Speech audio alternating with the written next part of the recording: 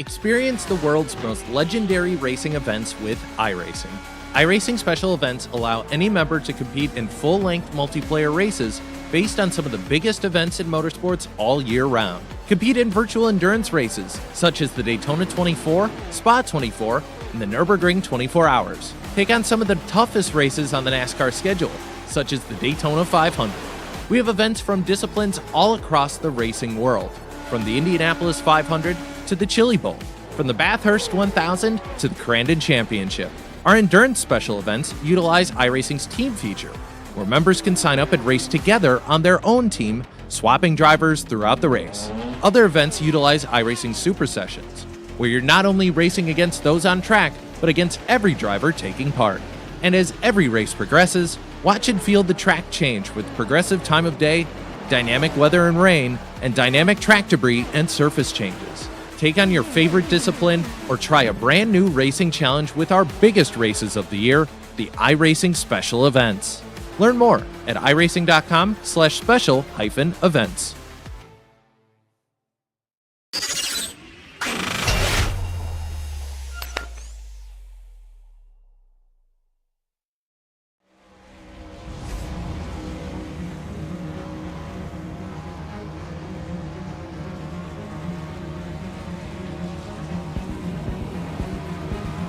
All weekend long and all week long, drivers prepare for this opportunity. Tonight, the iRacing Knoxville Nationals, presented by Simple Tire, see more than 200 drivers broken up into Super Sessions. This is Super Session 2. This is the evening session. And it's all here at iRacing social media platforms and on RaceSpot. Good evening, everyone. I'm Justin Prince. Hugo Louise is our producer for tonight. As this evening, the top drivers throughout the entire week's multiple different sessions all find out who's the best in the best of the sessions. This is the chance to pick up a special event victory to put on your resume. Let's talk about the schedule coming into tonight. This actually starts the second half of your special event calendar here on iRacing with series and tracks like Portimao and Crandon coming up in the month of August alone. But we've had some interesting races like the Brickyard 400 and the 6 Hours of Burn America during the same weekend or so. The Spa 24 also part of last month. And plenty of other major events in the upcoming schedule, including the Chili Bowl, among some of the dirt races in the later portions of the calendar. But all that's to say, if you want to win this event, you have a lot to survive. First things first, 18 drivers move on to the heats, usually through these races, but only a few transfer from the B main. If you don't advance, well, you have to go through the consolation races, the stacked alphabet, if you will.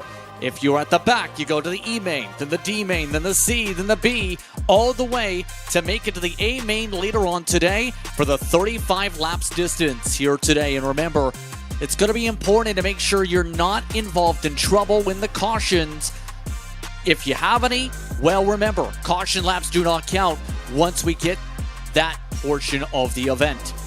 There's a lot to talk about over the course of the weekend when it comes to the racing drivers as well that are going to try and claw their way through these 6 races because there's not a lot of laps to do it. Just 3 minutes of qualifying, setting the grid tonight, 10 laps per piece to show what you've got here in the state of Iowa today at Knoxville Raceway. This racetrack is an interesting one with its half-mile distance that provides a lot of opportunity to move around as this track's worked in. They did reset the state of the circuit to about 3% for the qualifying session, but the race sessions onward carry forward. These competitors finish up qualifying with Aiden Price starting on the pole tonight. It's Henry Finson who's in second. Dylan Yeager will start in third. One of the drivers who's had experience as a pro before, along with Zachary Wells. He's the 29th driver in this split. Casey Simmons alone as well as Austin Miller is in your top 6. Brian J. Cross will start in 7th today with Dane Speckelmeyer and DJ Pitelli, along with James Farron, a part of your entry list here tonight. That's the first heat grouping here this evening. And again, this is a part of the road to Saturday, if you will. It's one of the parts of this event that's pretty special here for those who enjoy the competition. Every night, Monday through Friday, drivers essentially ran qualifying events that required consistency, but also making sure to control the aggression. Any DNF could knock you out of the top 60 estimated. With the way things split up, it ended up being 57, 56, 56, 56 on who actually made it in their respective super sessions. That being said, if you were consistent to score the points, you had an opportunity to get here or in Super Session 1, won by one of the competitors in this field tonight, Sean W. Smith. This entire pack is going to have an interesting one. A little bit of technical blips for Price as the field gets ready for its start in the next few moments here on iRacing social media platforms, here on RaceSpot as well. This event in real life's been around since 1961, has had so many different real names. Whether it's the Super Modified National Championship or becoming the Super Sprint National Championship by the 1970s, and plenty of other titles over the years. Steve Kinzer made a name for himself here with 12 victories in his career in this event alone. And obviously, you want to add your name to it if you're an iRacer and are on the dirt. As the drivers prepare for tonight, some of the names to keep an eye on and see where things go. Last year, it was Colton Brewer and Tanner Pettit who picked up Super Session victories. Now we find out who does it this year. The field is set, the drivers are off, the green is out, we're underway. And a clean start up at the front of the field. A majority of the field working the bottom middle. Then a ping pong bouncing around. In contact, sees Vincent up and over. Immediately destroyed to begin the race. And immediately trouble. We'll see him have to go through the alphabet. That green line you see, gonna have to keep an eye on that one. That's a part of your cutoff here this evening. We talked about how many drivers can make it. Top three, just top three can advance directly to the feature here tonight, here at Knoxville. Dylan Yeager running that pink machine, looking to show that you can carry speed despite the color palette. He's got Casey Simons behind him right now in the order. The Canadian 17 machine in your session. Here in this 410 engine. Looking to try and work the middle bottom. This circuit still has to work itself in, remember, if you want to run up to the cushion tonight. One of the drivers to keep an eye on is going to be Austin Miller. See the junior added to the name in the middle. Right now, that 46 machine trying to find a way to close up, but is missing some of the corners compared to the line difference of your main drivers here. Majority are trying to keep themselves out of that untouched dirt. But you can see Miller on turn 4 exit is trying to widen the line and set this up for later, get some slick built up.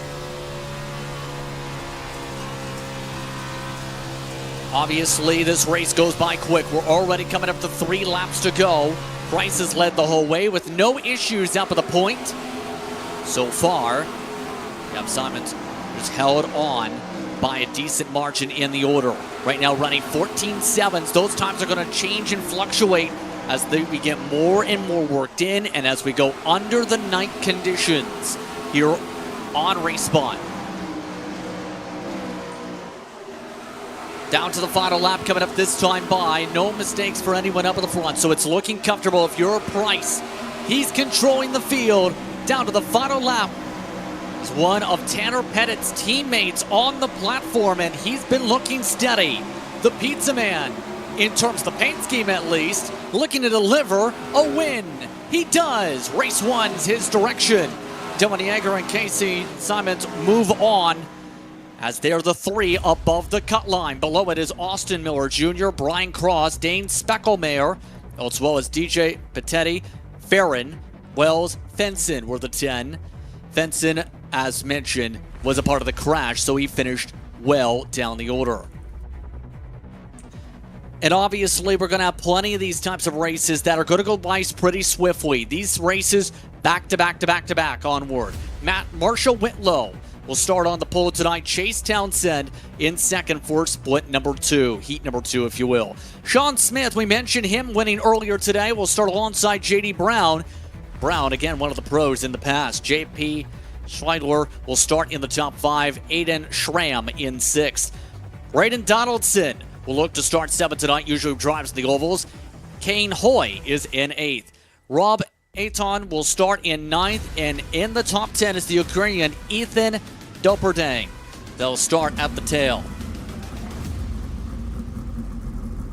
As drivers mentioned and as fans mentioned, qualifying is so critical because the earlier your heat, depending on your setup, the more you're going to have in terms of potential speed, but also you're going to have to work a much different track by the time we get up to Heat 6 and then to the Alphabet.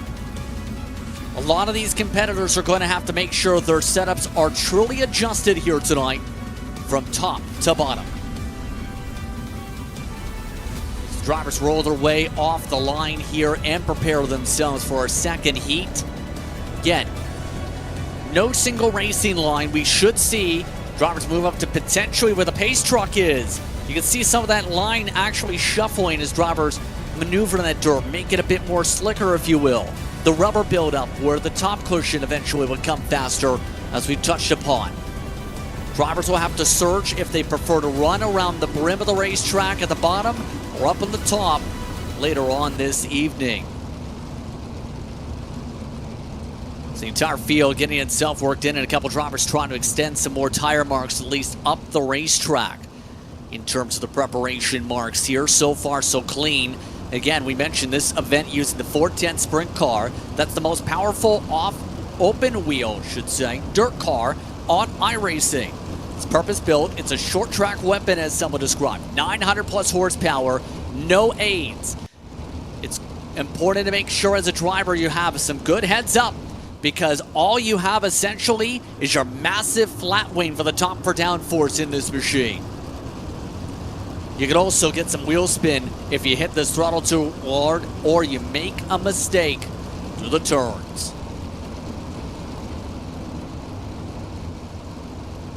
Just about ready to fly. The field already flying away. Pace truck off. Green flag waves. We're underway. Heat number 2 of the evening. Whitlow, good start. 3 wide in the middle of the field. These drivers like Townsend trying to steady up. J.D. Brown, he's the first one out of the bubble for the time being to begin off the race. See Braden Donaldson, one of those trying to get to work right now, using the bottom. Your contact with Schramm couldn't clear by as Brown continues to stay comfortable. Brown, one of those that's going to be looking to expand the line. You see they've moved up at least a full lane, and contact behind. Hoy's involved. Schramm loses the wing. He's nearly flipped over. Donaldson also had contact. That breaks up the pack. And now it's Brown, as well as a couple others that have a shot to pout on Townsend.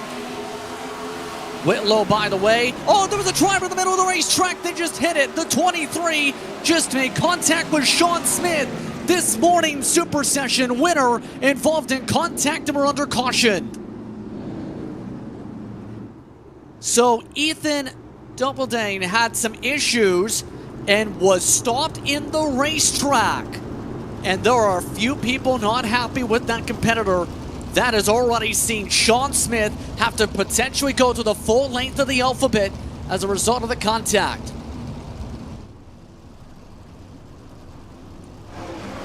Let's see this. And Field's just driving, hello. That is a gut punch, to say the very least here. You had no expectation there was a car going to be there. I don't think anybody was expecting that. There wasn't any caution with them stopped there. Didn't get the trigger until, of course, the field went flying.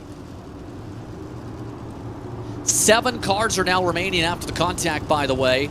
Aiden Schramm also came down with this caution period on the racetrack. And again, these laps do not count here, as we talked about. So they will get a chance to reset. Now, it can't be as simple as caution, caution, more caution. This is the type of event where you have a time limit for each of these heats. It's only 10 minutes. The races go fast, but if you think about it, you have any trouble, you don't have any time to breathe, you might lose laps. If you get caution, precaution. This is a big break for Schramm, though, to get the car fixed. And we'll get the chance to reset in the lead group. Single file coming up for the restart. Whitlow looking to really back up the field over Townsend and Brown. Tridor inside the top spots as well. You also throw Donaldson, Aton, Hoy, Schramm in the line. Green, green, green, we're back to racing. Brown parks it down the inside, looking for second. Townsend gives the space. On board the 33, he tries to use the top. Listen to the power. Attempt on the slider at a halfway point here this time by, as the 33 steps back in the line. Donaldson trying to take a poke on the inside. Donaldson's appeared with a couple different teams over the season, looking to stay out of trouble here in this one. Right now, running down in the 5th position. All those dirt pellets continue to go flying in the dirt clods, if you will. Right now, most of the field just staying in the same line, extending the line as we talked about.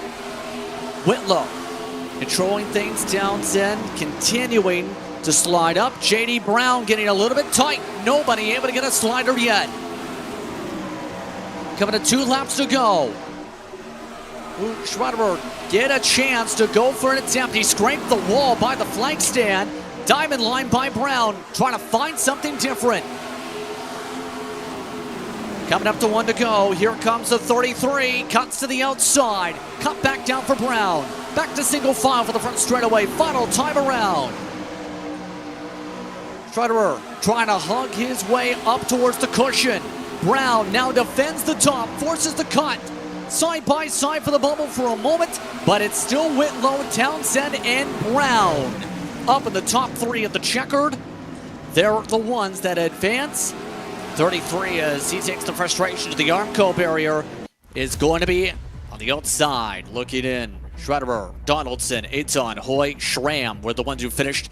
Smith and Doubledane finished laps down. That's going to be huge for Sean Smith. We know he's got speed, not going to have track position as a result here tonight. As you can see, Tanner Pettit, he's going to be one to watch tonight. He was last year's Session 2 winner. Jacob Harris is in 3rd for heat number 3. Gavin Chatham starts down in 3rd, with Anthony Villagran down in 4th. J.D. Myers starts down in the top 5. Brady Baldwin in 6th. Kyle Robinson will start in 7th. Brody Borez, along with Donnie Watts and Kyle Rochelle, are amongst your 10. Harris is in. As you can see, the field's all running off and rolling here. Again, remind those just jumping in here for tonight's coverage. Hope you're enjoying the racing action so far. Be sure to say hello on our social media platforms if you want to be able to keep involved and be a part of the conversation here tonight. That being said, with the top 3 advancing once again, will we see any early contact? That's been the main decider of a lot of this action so far this evening.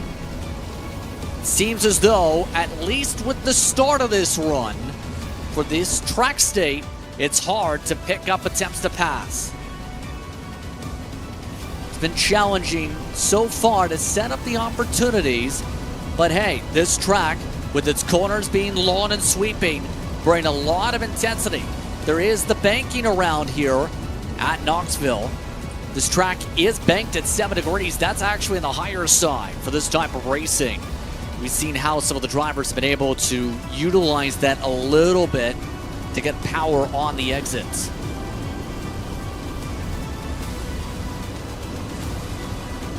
So the entire field is just about set. The pace truck already rolling its way a fair bit ahead. We're ready for another heat. This is heat number 3. It's Pettit who leads them off. The green is out. We're racing for 10 more laps. Tanner Pettit, clean start. Chatham, slight job in a turn. Harris involved in contact. So does Villagran. They both into the Armco as they keep running up front. Chatham held on to second. Baldwin, Myers up inside the top spots. Now it's the question, can one of the US-based drivers, that's the 24 machine, get a run built up? The Speedway Shop machine, the Aussie, is currently on the bubble. But the caution is out. So the field will freeze with the yellow now out.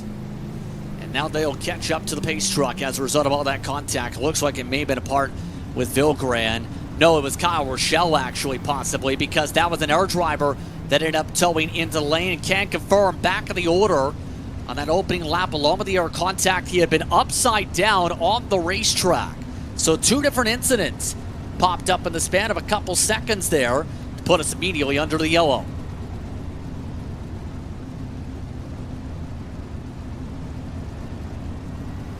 The entire field will reset, and this is going to burn a few minutes off the clock, obviously, but as you can see, they expand. Here's a look at some of that contact mentioned. This is the back of it. Right there, you see how it destroys the machine. Everyone else kept it straight, but you can see this machine, Rochelle, stayed upside down on the circuit. By the time they got back towards the flag stand, had to call for the caution flag to reset this field.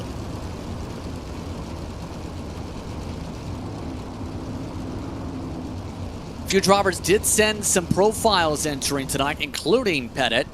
Tanner Pettit, after all, has been a pro winner multiple times, actually. 2-time winner.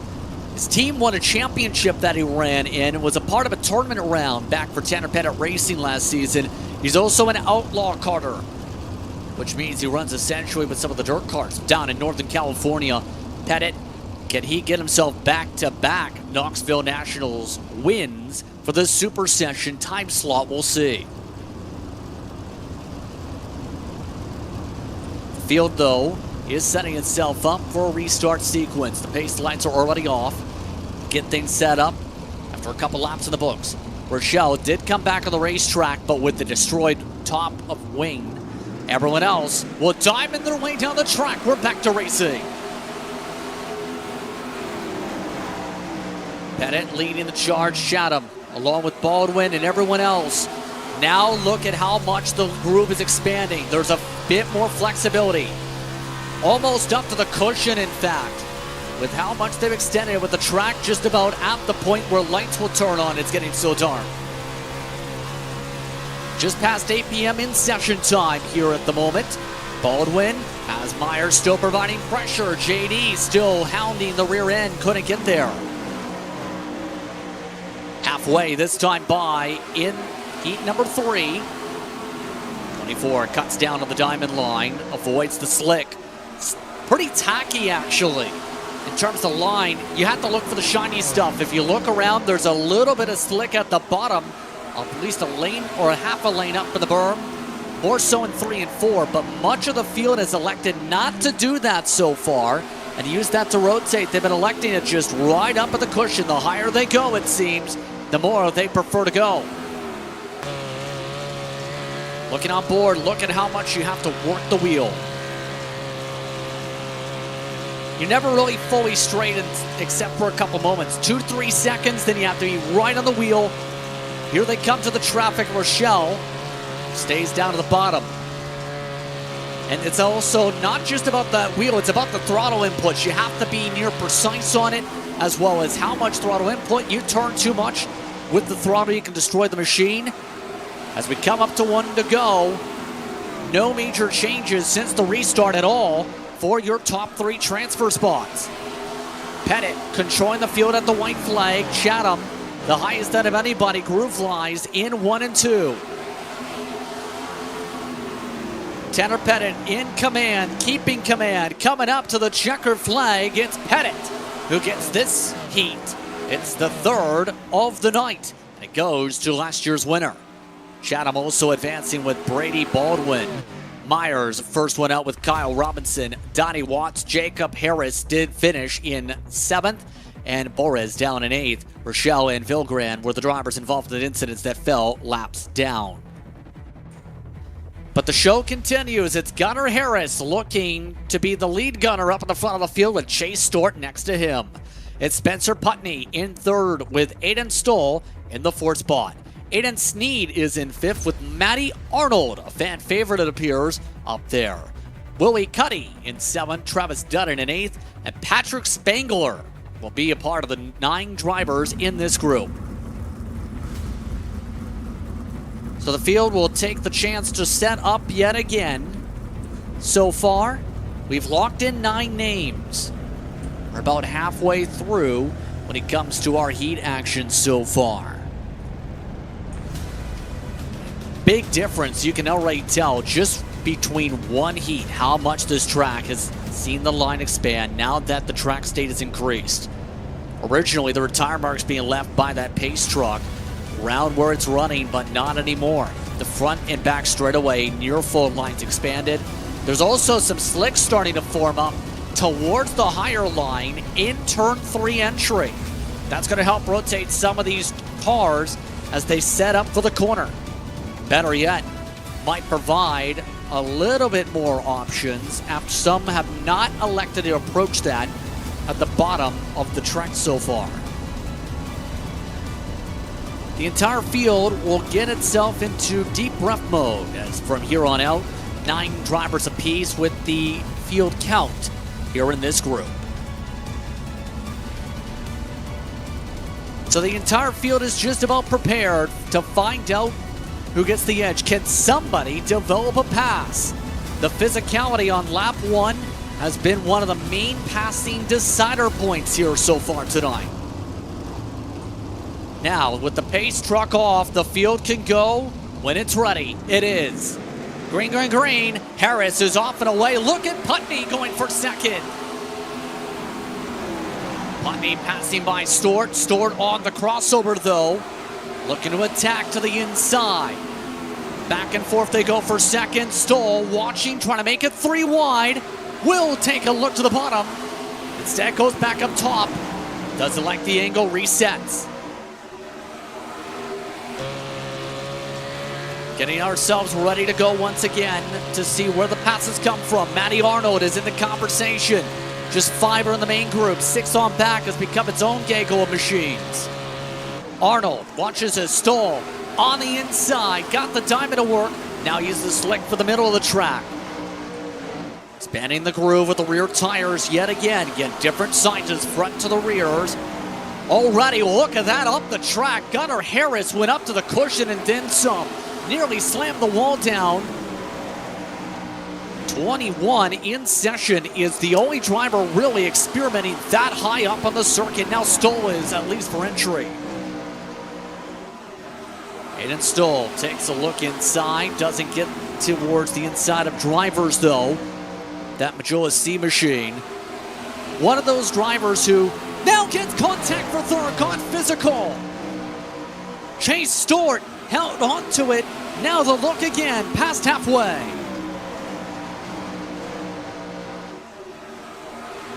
Look to the inside. Here we go again. Some of the pros duking it out. Stewart moved out of the transfers. Now Stoll has to hold on. Watch for Stewart for an aggressive slider. Here he goes. Not afraid to park the bus. Stewart able to park it.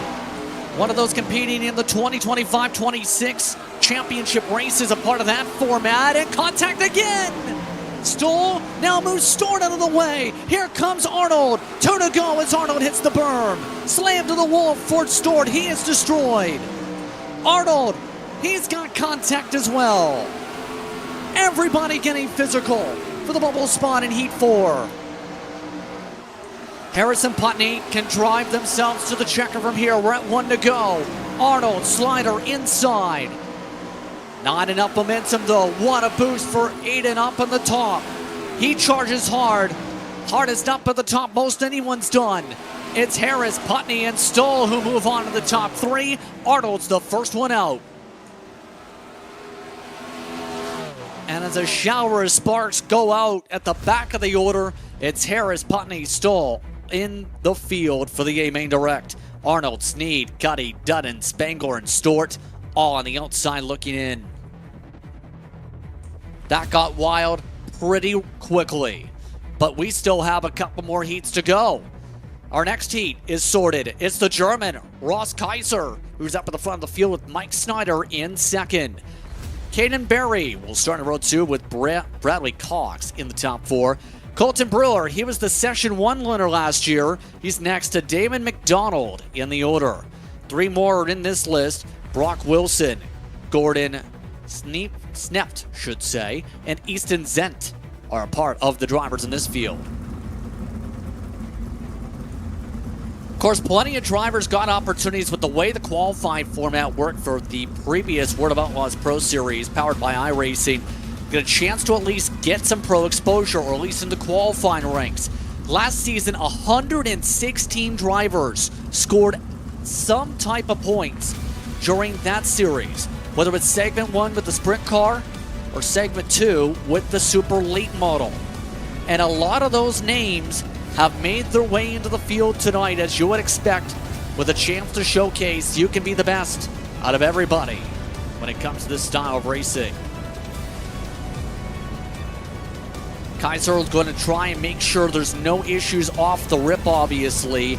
The lead machine gets such an advantage with the way things can work here with the pace truck, with how much the jump comes into play, the diamond off the corner and run fully ahead. Steppers build up in the session. Keep an eye on some of the names we mentioned. Brewer, one of the EPI drivers that's going to be a part of this pack tonight. Cox going to be one of those just outside the transfer spots. Barry looking to try and hold on as much as he can to the Just Racing Boys machine in terms of the top spots here. We're just about geared up for another interesting start here. The Barry family, a shout out to them, are watching along as Caden gets lined up for the start. The shadow of the National Sprint Car Hall of Fame and Museum.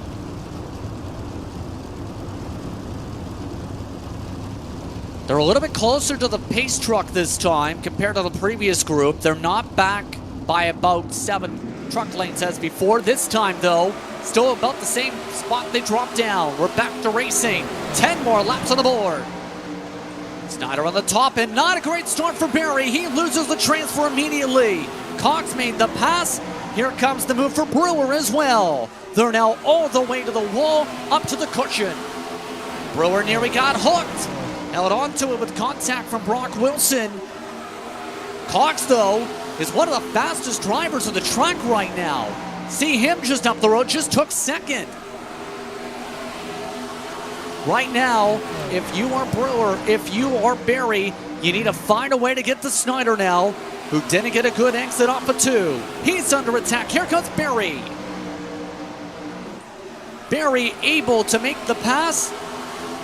Now it's the one machine, the top driver in this session, looking to control things. A 93.10 in I rating, going back and forth for the bubble.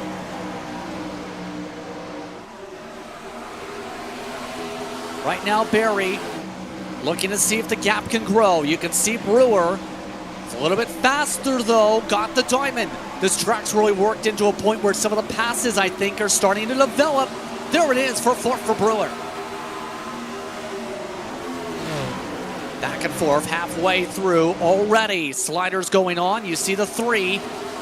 Once those trying to stay comfortable in terms of your paint schemes. That's Brady Cox looking comfortable with the battle with Kaiser. But right now that bubble on screen is still intense because Brewer is looking to provide pressure. Traffic already getting past, some significant damage for McDonald. Brewer looking. Couple different battle packs for the race lead. Scraping the wall with Kaiser on the diamond. Back and forth, Brewer and Barry on the crossover battle. That top box getting intense as Barry goes and parks it again. Hold on, Kaiser may have just had some contact with the wall. Kept an eye on it and held on to it. Slide back for Brewer. Coming up to 1 lap to go this upcoming time by.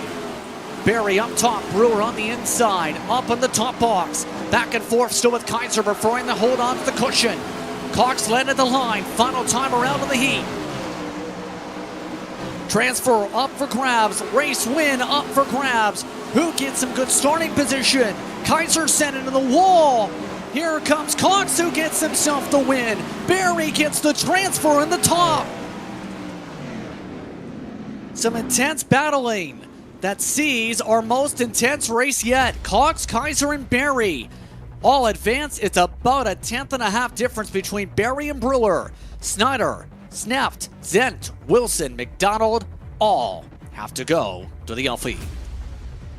The alphabet they'll work after a wild run. And that's going to mean one more heat race, and then we go Alphabet Soup Racing. They've just seen the session tick over with Colton Bocas up at the front of the field. Baca should say, with Ryan Avila. That's a familiar name. In second, Corey Edmund is going to be up in the order with Neville Ulf up in the top spots. Adam Elby, Trey Smith, along with Michael Lane, Greg Robinson, and rounding out the order in the field is Tachimo. Suke is one of the lone, if not the only, Japanese driver in the field. Avila top 10 in the segment 1 points earlier on in the year with the World of Outlaws Pro season through 2025-26. It's going to be one of the names to keep an eye on. Ulf has been racing since 2020. The JSI Sim Sports machine and our driver are going to have to keep an eye on to see if they make a name for themselves. The 44th driver in this split, in terms of the iRacing split. One of the Aussies in the field. In fact, this group has 2 of them, as well as a couple of Europeans/South Americans in the order, as we mentioned, 1 Japanese driver. It's a very diverse iRacing service, to say the very least, a part of the special events here that have been taken apart in the entire week. It's been a late afternoon preset in terms of the session scheduling for August the 15th to prepare for the Super Sessions. Drivers had to make sure they had a dirt license here, higher or a D with a 4.0 safety range, so essentially just before promotion, to make sure they had the opportunity to then race in the Knoxville Nationals presented by Simple Tire. We get ready to fire off. We find out pretty soon who's going to be the best out of them all in heat number 6.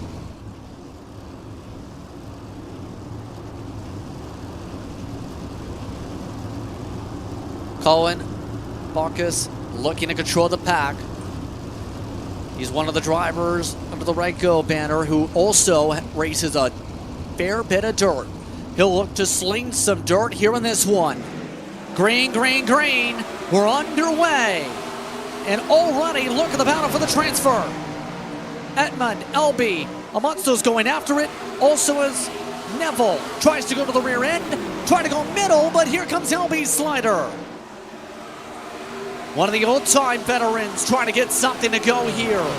Battle is on all across the field inside the first few spots. Race lead, Ryan Avila is going after it as well.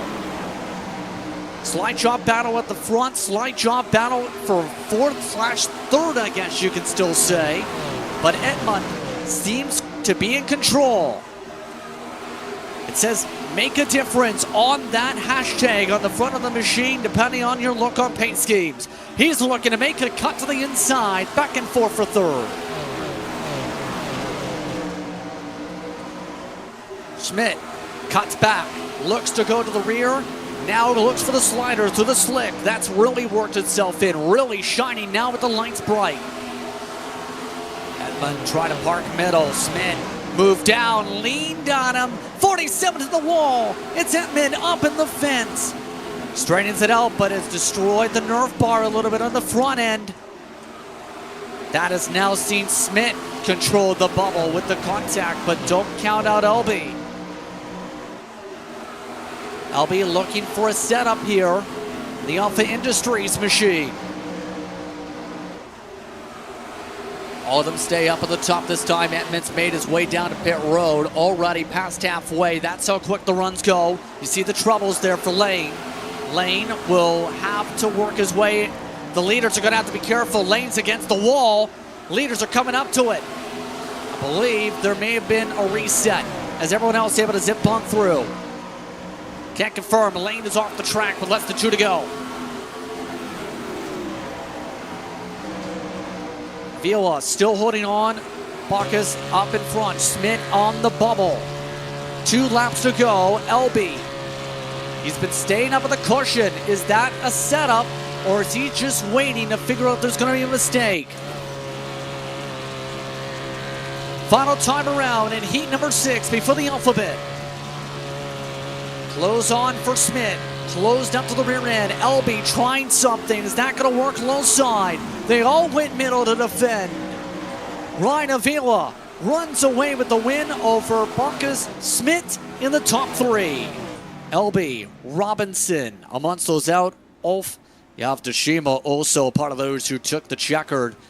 Unfortunate for Lane and Edmund, they are amongst those who especially for the 47, had track position. Instead, deep in the alphabet for them, 3 laps down apiece. So look down at the bottom of the running order in that respective group. And now it gets interesting because you're talking about consolation time.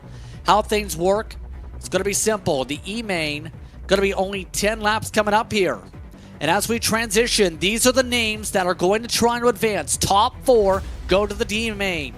Spangler starts at the front, along with Wilson. Lane in 3rd, Wells in 4th. Sean Smith put a star next to that name in the top 5. Kyle Rochelle is down in 6th. Chase Stewart, another star, down in 7th. Damon McDonald, Corey Ettman could be interesting to watch for in 9th. Henry Fenson, really riled up after Heat 1, will look to go from 10th. Dupperdane will look to try and make sure no issues in the middle of the track. Same for Anthony Vilgrand. Monster drivers in the group. It's been getting extremely physical here tonight, to say the very least. And now we find out as it gets more and more darker, we're past 9 p.m. in sim time after all, who gets it done the best. And just so happens, I believe teammates are up at the front of the field between Spangler and Wilson, so there is a chance they control things in this order. But the tough part is going to be simple. Can he stay out of trouble? After this point, you add an extra 2 laps. There are 2 laps of variance, but you still have to make sure you're in the top 4. And then, here's the part. Of those who advance here, they'll be essentially at the back of the D-Main. Then who's from the D-Main to the back of the C-Main and so forth. The alphabet's going to require being one of the fastest drivers on property and then having to claw your way through everybody later tonight. This entire pack is just about ready to buzz yet again. Part of your order again. You want that chance to go to the last chance saloon, as they call it, with the B-Main transfer. This is a part of the setup. It's time for the alphabet. It's the E-Main. 10 laps up on the board. Here on iRacing and on RaceSpot. Pace truck is off. This time they're waiting all the way towards the front straightaway. The leanest start of the day. We're to racing for the E-Main and immediately getting turned. Right from the get-go, Brock Wilson's upside down. So is Kyle Rochelle. They both crash. McDonald's crashed with Vilgrand. At least 4 drivers have crashed in the opening lap. Spangler has pulled away. Your transfers the green line. Brock Wilson still against the wall. Not too many people, if anybody, can run the cushion. Caution is out. There are a lot of destroyed race machines everywhere. And that is a little bit understandable in terms of why we're under yellow here. Sean Smith did charge his way already amongst the top few spots here as a result of the chaos, the firestorm already in the bubble spot.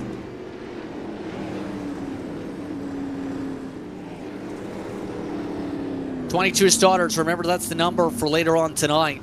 And some of these drivers immediately said, you know what? Firework. That was not a great start for Wilson with the turnaround. And then, bit of contact right there with the 3 wide. It's a little pinch up. Rochelle gets turned around. McDonald got squeezed. Balls into the path of another one of the drivers in Vilgrand. And there are a lot of people having a lot of conversations apparently in the session. So at the very least, everybody is finding out who's friends with everybody here.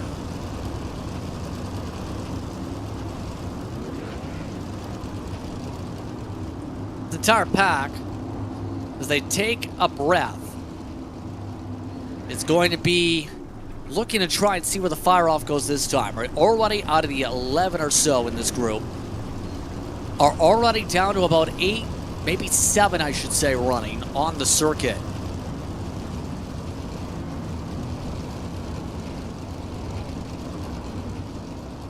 Pretty soon, we'll see them get back to racing. Lap number 2, concluding this time. Pace lights are already off.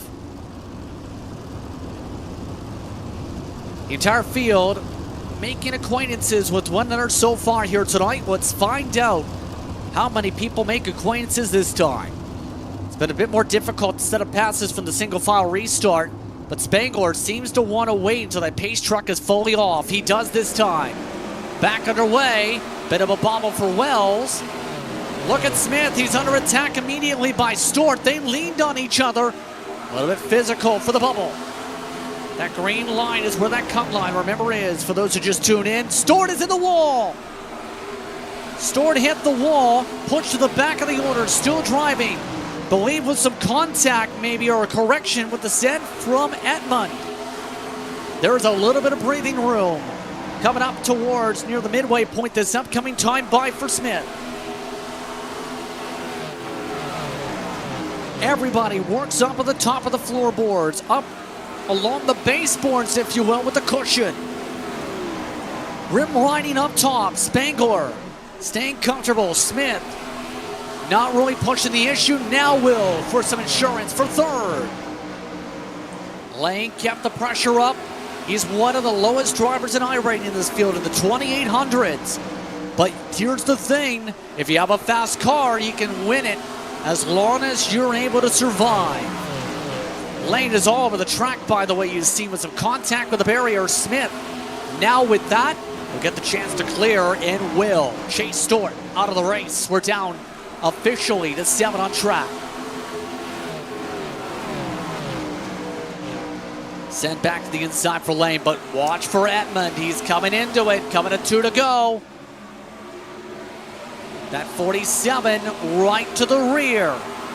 Hit to the wall again for Lane. Lane's gonna have to hold on to the wheel without destroying the car anymore. He's really fighting to get to the stay. It's bobbling in the corners.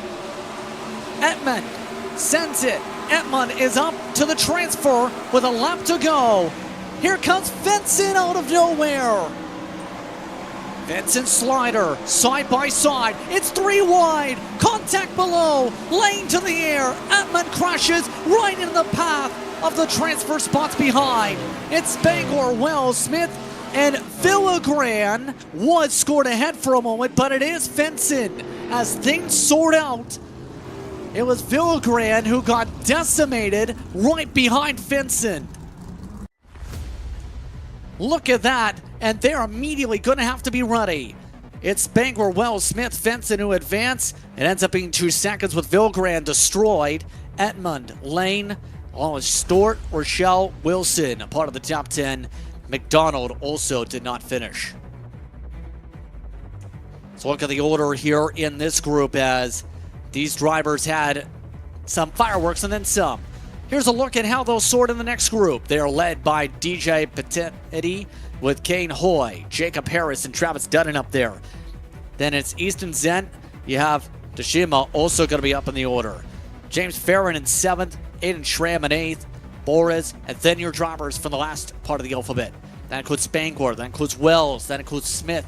We're going to have to claw their way through, and Fenson, the last one in. Physicality, you gotta love it. Let's try this again, but now with 12 on the board, 12 laps. Same number advanced, but now more cars, more laps. That's gonna be the case as we add more and more cars into the factor for what we see for the Alphabet Soup. As they all prepare for this part of the order, so the drivers, again, you're going to have to watch definitely Smith. We know that part. But Teddy, going to be an interesting one to see if they're going to keep the track position here at the moment in the Teddy Racing machine. Some of the errors that are going to be interesting to keep an eye on here. Aiden Schramm seemed pretty quick for some of the physicality before. So some of the names definitely to watch for here, a part of this field, as they all group together and get set to fly in about a lap's time here for the pace laps here this evening.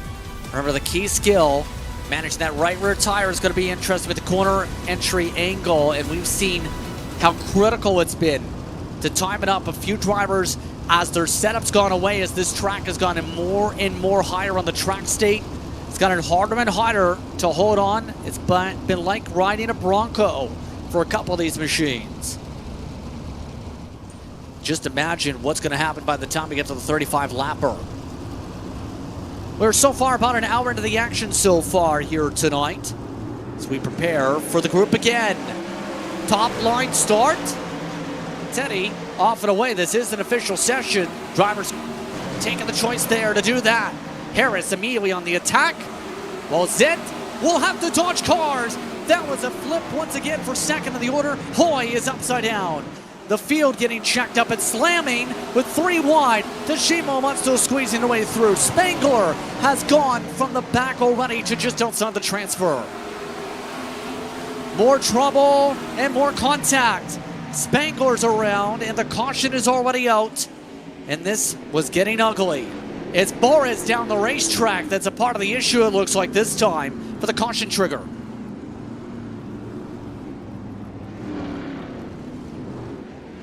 There were a couple drivers upside down. Boris also collecting James Farron. Here's a look at Hoy. This started the whole chain reaction that lasted 2 full laps. And oh boy, Smith was in it. So no sweep of the weekend for Smith today. Then they crashed by the time they got around the next time. Started here, slam and up the wall, and then Farron joins in. Black flag for the 56.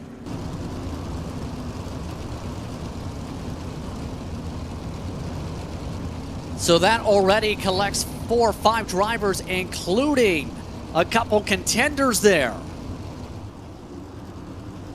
Early trouble.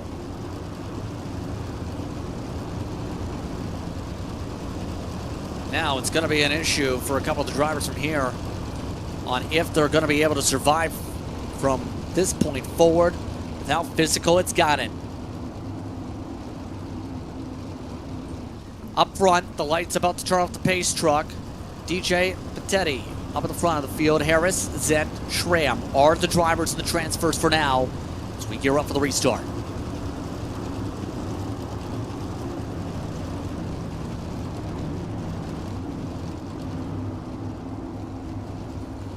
Right now, DJ looking to set things up. If you look back to the name, has been a driver on the platform for a little while, to say the very least, and looking to stay out of trouble today. It's one of those that's picked up lots of wins and lots of name recognition in some other circuits in terms of the officials. But tonight, it's been pretty solid in this D main so far, but how long will it last? We're back underway.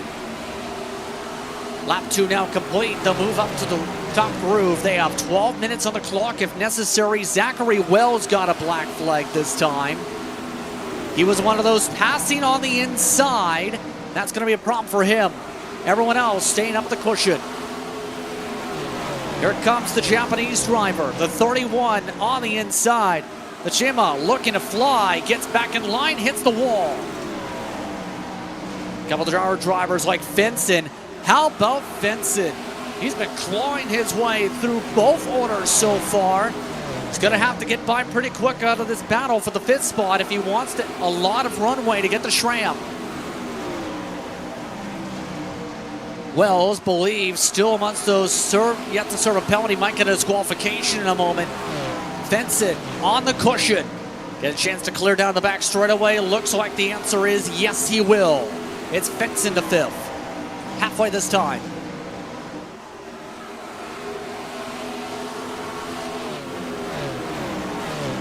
Oh, and as they all battle, look at the slide right in front of Schramm.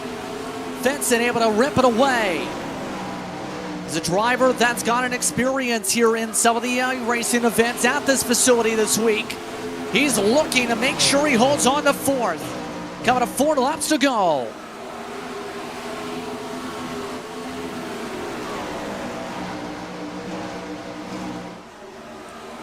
Right now, the gap for the race lead, just 9/10 of a second.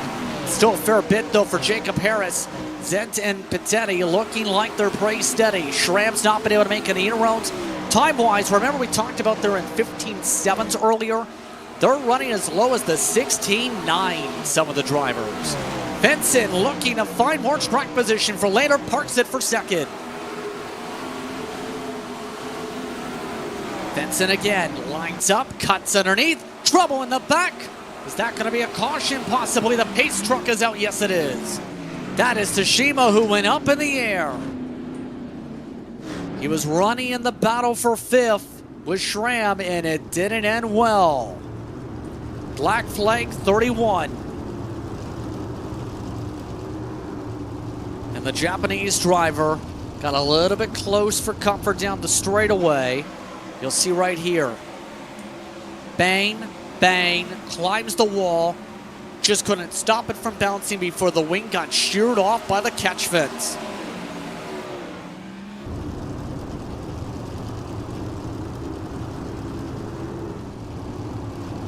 So as a result, that puts us down to 7 again remaining, a part of a 13-car field. Travis Dutton actually came down to pit road in 2. So it looks like Dutton may have had some issues. We're trying to make an adjustment and hope for the best, because there's plenty of time at the clock. That's not the issue. There's only going to be about 2 or 3 laps when we get fired up here. That's not a lot of time to do something here. Jacob Harris has basically led much of the way in the Bandit Special. Zent, Pettetti, and Fenson are in the transfers. And this is a second win possibly for Schramm if there's enough fire off here. Lights are out on the pace truck. Good news if you're Kane Zoy. Looking like he's back going with more repairs. However, back of the order is going to be a tough task for him as he's coming out from the berm. 14 laps again. It's going to be the distance when we increase things again for the C-Main part of the show here in a moment. Remember, these are the best drivers out of everybody on iRacing in terms of your points for the Super Sessions. Top Split Racing gets you there. They're off and away for this order. Don't look now, but Smith with a damaged machine is also gaining spots in 7th. But Vincent getting a little bit dicey with the send from Spangler. Spangler trying to claw his way to the order instead alongside Schramm. Vincent takes the slider on Pettetti, who's now in trouble with contact. He gets flipped around, save for Schramm on the final lap. Final time around. Harris coming to the checker flag gets the D-Main win. Zent, Vincent, Spangler appear to be the top 4, and yes, they are. Contact coming across the line, coming to the 1 to go into turn 1. That sees Smith just outside the show for the next part of the letters. Dutton, Hoyt, Deshima, Pettetti, Schramm. Part of some major physicality. That's why the intervals look the way they do. Wells, Farron, and Borez multi-laps down here on this one. Looked at the bottom of that one, and now we get ready for some C-Main racing, led by Aiden Sneed, the 32. Mike Snyder's 22 is in second. Greg Robinson in the top 3. Then Dane Speckelmeyer in the top 4. Rob Ayton along with Donnie Watts, top 6. In the order as well as Willie Cuddy with Gordon Snept.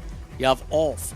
Then the drivers from the last part of the alphabet. Harris, Zent, Fenson, a part of those able to find their way into the transfers. Patrick Spangler could have to try and work without teammates now in this one. Huge names out of the show. And now we find out who's able to advance out of the next 4. Again, remember, 4 advance from this part of the alphabet into the show. Aiden Sneed looking to try and keep command. A lot of those who have stayed in control have been your race leaders, but a couple as of late have started to fade. The pressure is on to get a good launch. Sneed, one of those with some racing experience, looking to keep things together. If you look back into the racing resume, is one of those that races some real-life action. Carolina, in fact. And today, we'll look to try and see if they can advance a couple steps to the alphabet. If you're keeping track on if anybody is trying to go through the alphabet soup left, Benson and Spangler are your 2 candidates to try and do the near impossible. They have to do it again, especially with Spangler being in the back of the order. Look at how much they're dropping off the pace truck, though. They are looking for an early start, it looks like.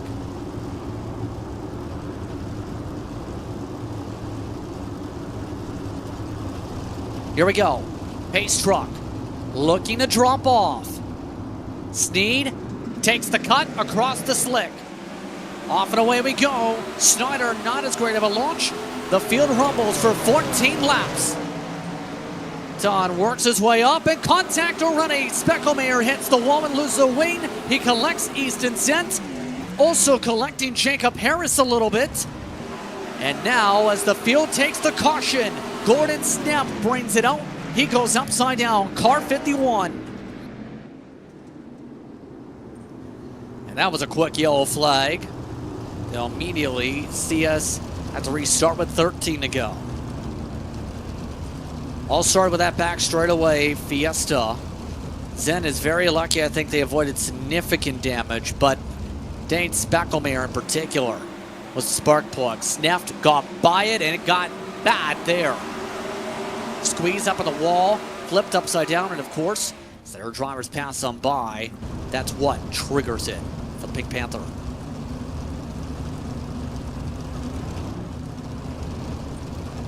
A lot of these machines, as a result, will get geared up for the restart in the next few moments. 3 drivers will take the time to get repairs this caution period. Of course, you see one of the drivers they're going to be watching for, then see just how things go for Willie Cuddy. One of the drivers that is those who have World Championship experience having to work their way from this part of the alphabet. Right along with the late model side, also has a super late model for the pavements, paint-wise, that people worked on for him. But the Cuddy Speed Shop machine looking to try and cut through the pack. Here we go. Just about time for the restart. Pace truck is already at the other end of the straightaway. That's how much Sneed's backing up the field here.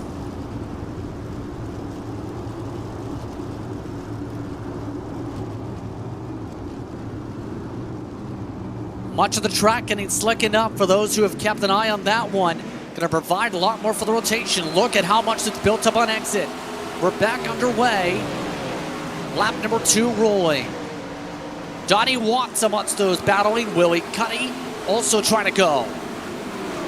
On the bubble, it's going to be the 50. Rob Ayton trying to hold on for that bubble. Cuddy not getting the best of rotation off the exits, but Watts sure is. Look at his center roll. Oh, and contact for the transfer. More drivers into the wall. Finson is in it. One of those trying to make through the soup. Patrick Spangler got through it all. Penalty for Harris. And yet again, the field is broken up. Zet involved with the caution now out. Finson is the trigger. Donnie Watts amongst those with a black flag now in session. And that all sparked off from Donnie Watts. He in the 50. Contact. Finson also ends up demolished from that. Finson looked like he had the ability to potentially go from the back to the front multiple times. Donnie Watts just did not get the best of exits there with the contact.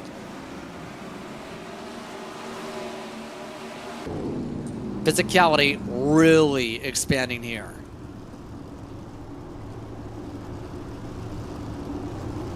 A little bit of chitter chatter over the radio.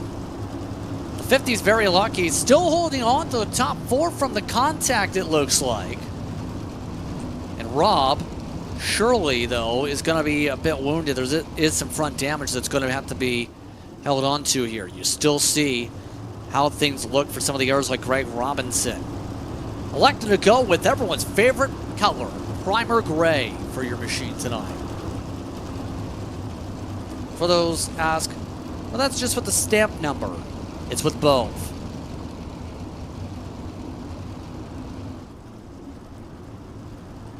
Right now, we'll find out if Robinson gets it done.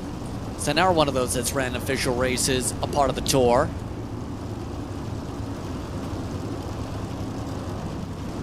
Specifically, I'm talking about the Dirt 410 Sprint Car Tour. That's the official series, essentially, that's been running for a few years now. Vinny Sanzone amongst those who picked up some championships. Bradley Cox, who we've seen earlier. We've seen that with Barry, who's also been a 3-time champion in a row for some of the action in that respective series, or a couple of championships at the very minimum. A few drivers have definitely picked up some of the wins. But let's find out how this goes this time. Off and away we go, green and green. Good start off the field for Sneed. You see some of the drivers working towards the berm of the racetrack, not directly to it. That is Ulf trying to find a way to hold on to what is now the transfer. Does that last though? Spangler's in the conversation. Robinson trying to hold on top of the car that does not want to rotate well. That setup's gone away with the track warn. Contact that time with Harris. Spangler drove by, is now in the bubble. Spangler, the last driver from the E-Main, looking for third.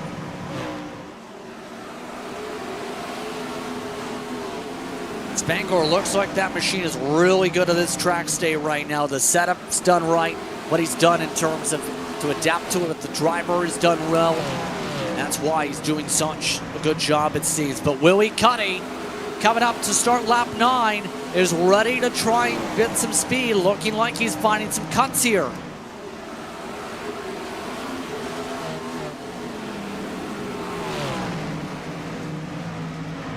Cuddy working the bubble. See a physicality. Ulf with Semt getting contact and another flip for the 51. Will this be a caution? Jacob Harris has some penalties on the board. He's right now in the top 4, and Sneed has crashed. The leader has crashed on their own, coming out of the corner. Caution is out, and Sneed is demolished. Right now, it's Snyder off of the front of the order. Ulf, one of the drivers in. Here is Sneed, ran up top and hit the wall. Flipped over and hit second.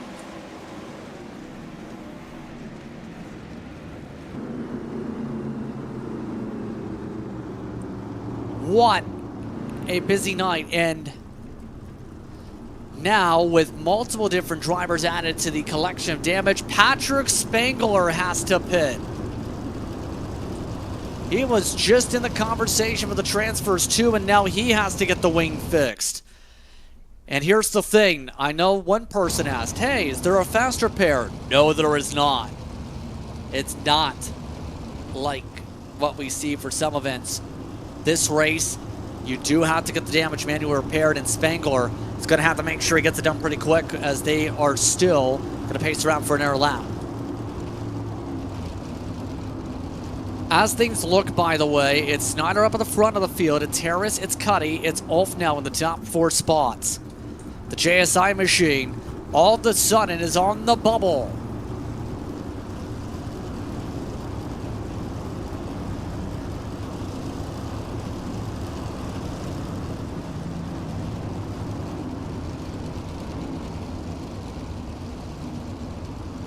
Obviously, it's getting a little bit physical, as someone picked up on here tonight. And it's been physical from the start, at least in this field. Now we'll find out just what they're able to do. Your bubble driver, mind you, has ran a lot of dirt races as of late. Will look to try and hold on with a 3,900 iRating. We're back underway. He's ran upwards in your 2,400 starts in his iRacing career. But Robinson and Spangler want to take it away. Contact. Robinson bumped on the berm. Great stability that time for the 41 as here comes Speckelmeyer. Remember, Speckelmeyer was demolished earlier from the first caution of the race. Now he's watching along as Robinson gets alongside the 44. The battle of the drivers in the 40s with a couple to go. Ulf up the middle. Speckelmeyer 3 wide. Robinson, I think, has got something working on the bottom. Look at the gas pedal, though. The 40 slammed it. Speckelmeyer able to jump to third past Robinson. Final time around. Snyder and Cuddy have ran away. Transfer is on. Spangler looking defensive. Sliding in front of Speckelmeyer. Crossed over back. They'll battle for third. Snyder, Cuddy, Spangler, Speckelmeyer appear to be amongst those in. Let's see how this sorts. It is Spangler over Speckelmeyer, Robinson a couple tenths back. Off amongst those out of the show as well, a part of that order. As we'll quickly look at that. Aton followed by Zent, Harris, Sneed inside the top 10. Harris and Sneed laps down. Harris had to serve a black flag, a part of this event. You also had snapped Watson Fenson, who took some hardy cuts and hits. Here is your next group, and it's the big one. It's the B main. You have Austin Miller Jr., J.P. Schrader. You also have J.D. Myers and Matty Arnold in the top 4. Colton Brewer looks to be in the top 5 with Adam Elby in 6th. Brian Cross and Braden Donaldson will look to try and race their way in. Kyle Robinson along with Mike Snyder next in the order. Mike Snyder, the winner of the last run. Cuddy and Spangler looking to go through. Spangler the last from the E main left. Dane Speckelmeyer is at the tail.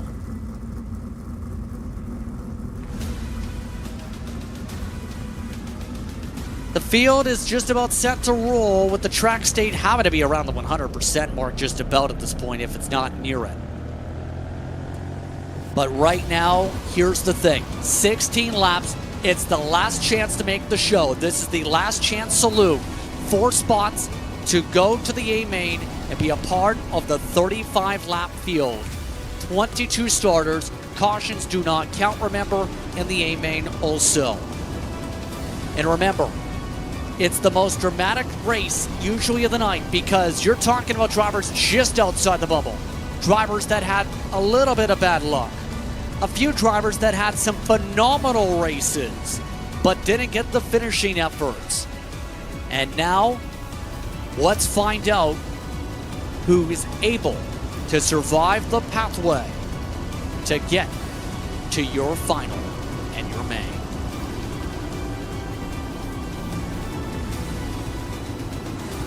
So the entire pack's going to be interesting to watch. Obviously, Matty Arnold, one of the fan favorites, it seems, in his Precision Auto Body sponsored machine in the 30. Talked about Adam Elby, some pro experience years ago. We're talking about even when I was in the booth in the World of Outlaws series back in the day, about a decade ago, half a decade. Some of these drivers, some of the new age, also ready to fire. We're underway. Good start. And it's feisty immediately. Colton Brewer sliding for the top 4. Takes away the top. Elby, though, with a crossover. Meanwhile, J.D. Myers trying to slide up the inside. Runs at the berm. Schrader able to zip up to second as Brewer goes to the near contact. Elby on the slow roll. If you're really able to establish that bottom of the racetrack, you're able to do something, because some of the best, at least years and years ago, were some that got that different line to work, especially long run for the 35-lapper. I think there's a chance. Contact. Brian Cross is now up and around. Caution flag is out. It is for Cross. Here there was contact with Braden Donaldson, or at least a squeeze up from the 9-inch sim. Donaldson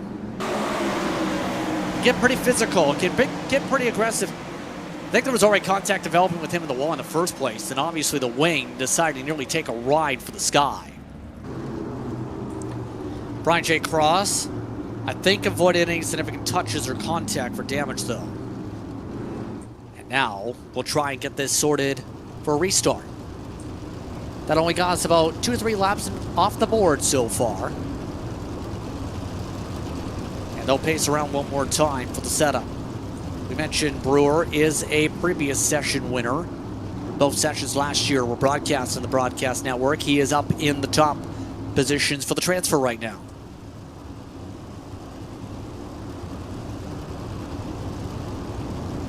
Brewer obviously keeping out of trouble. Has worked with drivers like Putney and a few others. We mentioned the EPI side where some of the back end is. And so far, if he can keep it out of any major panic, if you will, there is a chance he can try and defend things, if you will, for the top spots. Brian J. Cross, who was involved in an incident, one of the drivers who owns Sim Foundry, is actually an IMCA modified racer from Colorado. Did take some opportunity to work on the race car a little bit. Now we'll look to try and go from the back to the front as the only driver to have to pit so far for repairs. A little bit more closer to the pace car / truck as we've gotten deeper in the night. Miller hits the gas, did not take the cut though. Schreiber did. No one able to get side by side quite yet. A little bit of near wall contact for the 33. Near checkers for fourth.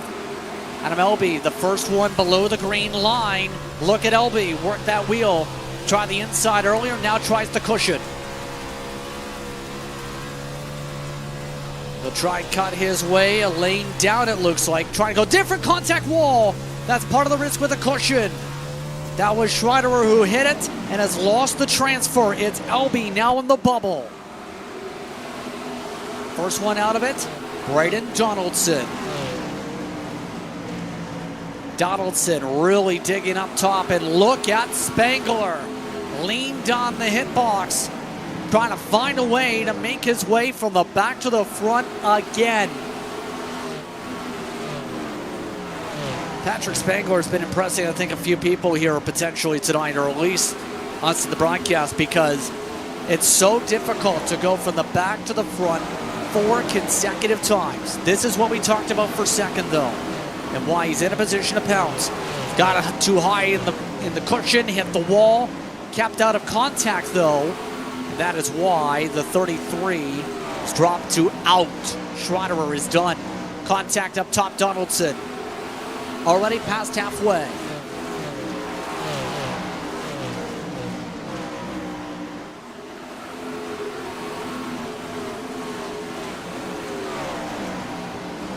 All this as well, we come up towards the start of lap 10. You can see how much Brewers amongst those going after it. You see how much the work is being put in by Elby. Bouncing around, race lead change with Brewer just now. But Elby really bouncing about. Brewer has indeed taken the lead in the B main. Coming up to what is going to be 5 to go at the line. Miller and Myers changing spots again. And caution is out on the speedway. And oh no, it's Patrick Spangler. The 20 in Sim has caused the caution. And he was on his own. We've had another one hit the wall too high on corner exit.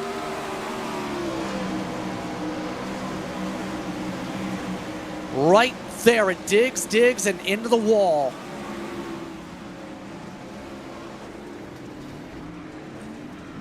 And that is a tough break if you're a Spangler here who is looking really good. And that destroys the chance for Alphabet Soup to get served here.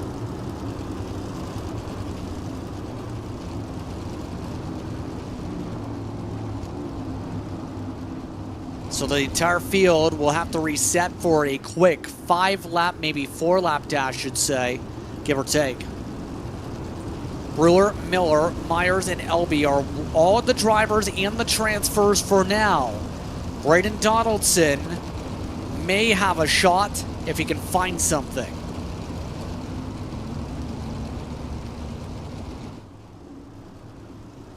Braden Donaldson, the first one out, was 79. In last year's What About Law point standings. What About Law's point standings, rather. Made a couple appearances in the show. Now, it's going to have to dig to catch up to drivers like the 15, the 24, the 46, or very optimistically the 14 in so many laps.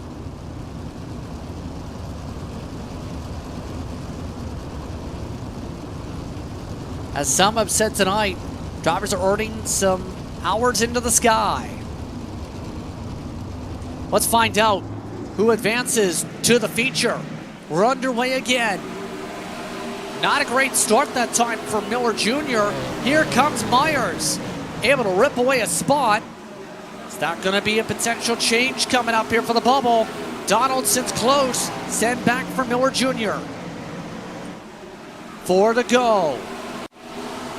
Top 3, 4 spots close. Donaldson nearly on the back of LB. LB keeping alongside for a moment, but the caution is out again. And it's another pink one up in the air. It's Miller Jr. that went in the air, in fact. The 46 ran too high in that battle for the transfer and went up airborne. On your pass, he's pink. And that is up in the air for Miller Jr. In the transfers no more. Braden Donaldson is the new bubble.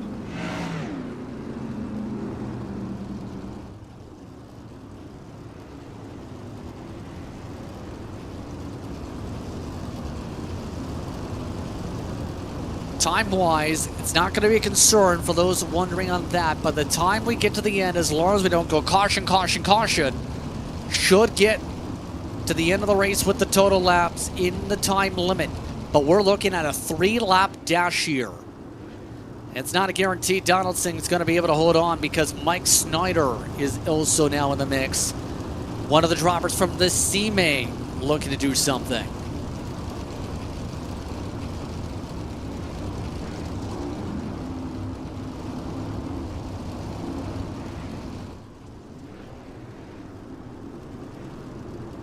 This entire field is in the midst of deep breath mode, if you will, to try and set up and relax for what's going to be potentially the final start of this B main.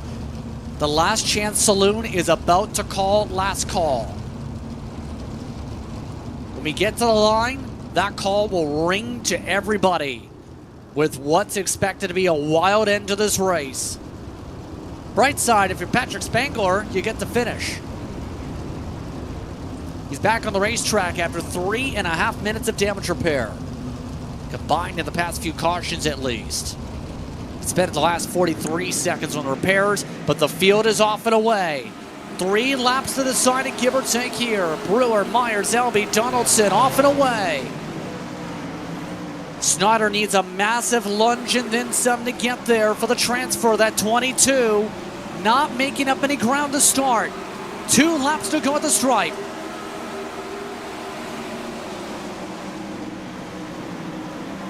Donaldson's holding on.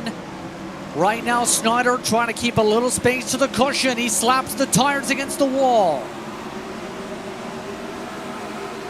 Last lap, this time by.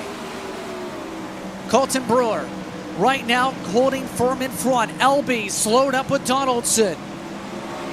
LB can't afford any contacts or mistakes. They're already in the show. Looks like LB pressurized up the track, possibly a spot in hand. Already Brewer and Myers crossing with LB and Donaldson joining them.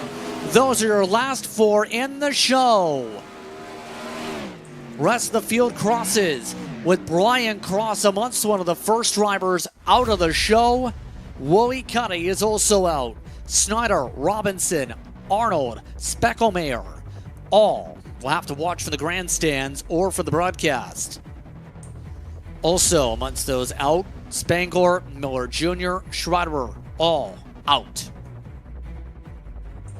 So with that being said, we get set for your A main. 35 laps on the docket. We'll be back in just a moment. You're watching the Knoxville Nationals, once again from Knoxville, Iowa.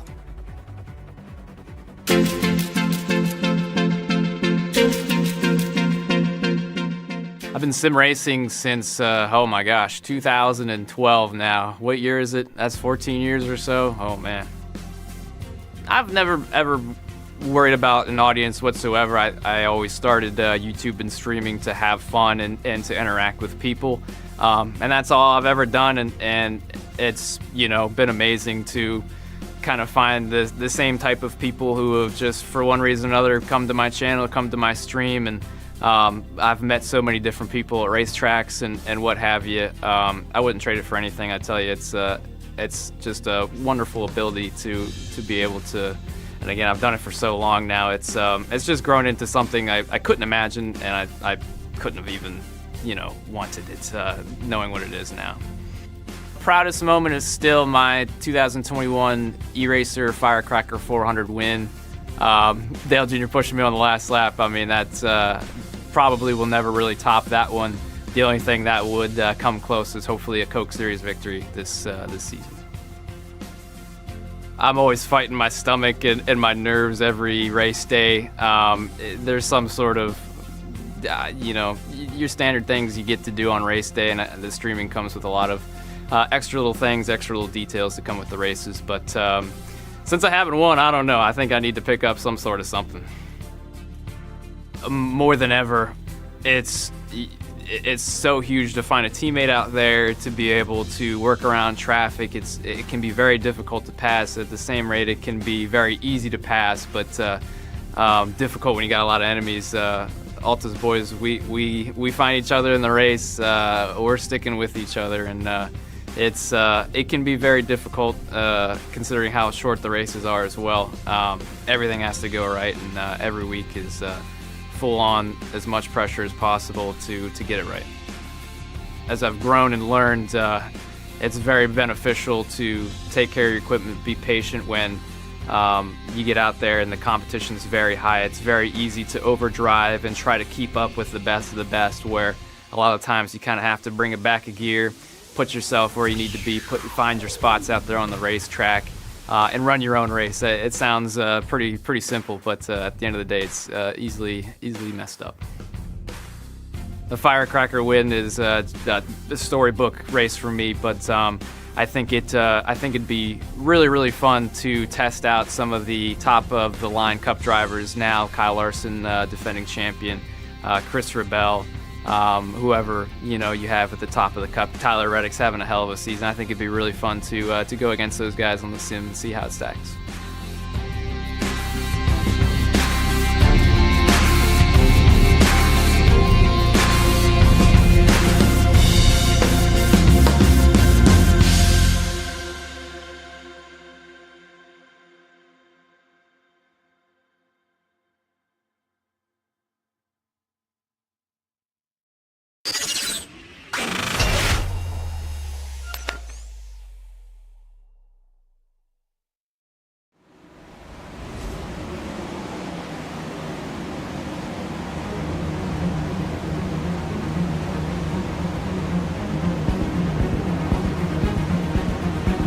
Drivers have been racing all night to make it to this moment.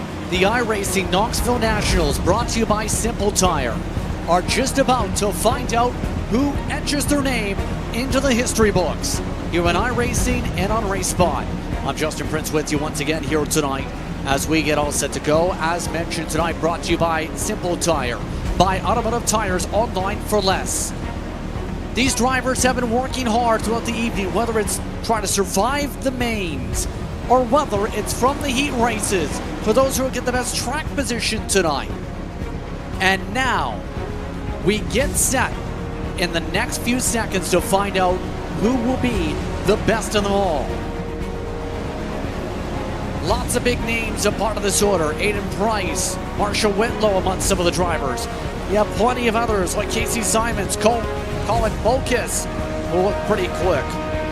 You have Ross Kaiser, one of the Germans in the field, and so many others, including one of the official champions, like Barry, trying to get things done here tonight. Your overall top driver in iRating this evening.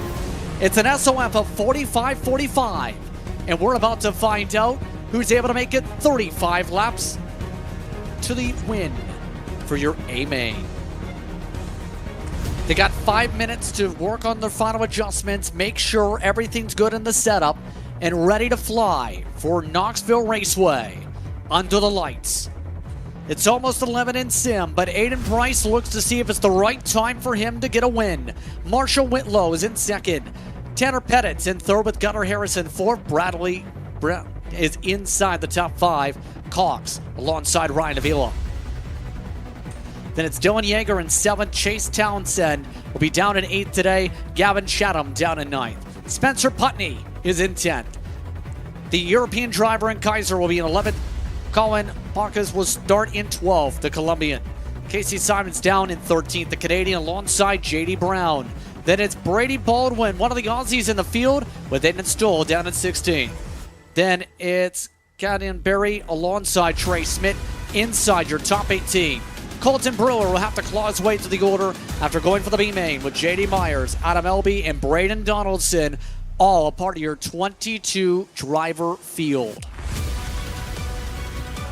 Once again, top to bottom of your order, a part of championship night, if you will, for all the races that happen during the week to build points to get the chance to win the Super Session Championship. Earlier today, one driver was able to pick up that win in top split, Sean Smith, a part of 2 total splits. But tonight brings a lot of distinction to it as well, with it being under the lights here on iRacing on the big network here this evening and here on Race Spot. These are some of the top drivers in all of the platform, ready to prove they can get the win here tonight. Remember, this format replicates the real Knoxville Nationals in the context of things because it's the World Series of Sprint Car Racing, as some describe it. If you win here, it was called at one point by one writer from the AP as Sprint Car Racing's premier title, the granddaddy of them all. And we're about to find out who gets that granddaddy of them all tonight. If you're watching along with tonight, be sure to say hello as we get ready to get these engines fired for green flag racing. 35 laps, caution laps do not count. Happy to have you with us here for the Knoxville Nationals, brought to you by Simple Tire. Field is geared up and ready to go. 22 of iRacing's best. The green is out, we're underway for the Knoxville Nationals A-Main.